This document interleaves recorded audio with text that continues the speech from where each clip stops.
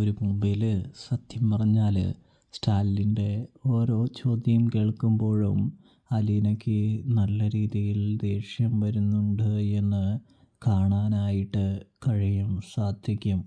എന്നിരുന്നാലും അലീനയാണെങ്കിൽ പപ്പയായതുകൊണ്ട് ദേഷ്യപ്പെടാനൊന്നും സാധിക്കില്ല. അതുകൊണ്ട് തന്നെ അലീന പതിയെയാണെങ്കിൽ സ്റ്റാലിൻ്റെ അടുത്ത് പറയുന്നുണ്ട്, തെറ്റിനോട് എനിക്ക് വെറുപ്പാണ്, തെറ്റ് ചെയ്യുന്നവരോട്. അതുകൊണ്ട് തന്നെ പപ്പയുടെ കാശായിരിക്കാം, എല്ലാം പപ്പയുടെ ആയിരിക്കാം. പക്ഷേ പപ്പ ഇങ്ങനെ വിട്ടുവീഴ്ച ചെയ്യുന്നതിൻ്റെ അഹങ്കാരവുമൊക്കെ അവർക്ക് കാണാനുണ്ട്, അവരുടെ പെരുമാറ്റത്തിലും അതുണ്ട് എന്ന് പറയുന്നത് കാണാൻ സാധിക്കും. അതുകൊണ്ട് തന്നെ പപ്പ അവരെ നിലയ്ക്ക് നിർത്താൻ ശ്രമിച്ചില്ലെങ്കിൽ എനിക്ക് അവരെ നിലയ്ക്ക് നിർത്തേണ്ടി വരുമെന്ന് പറയുന്നതും കാണാൻ കഴിയും.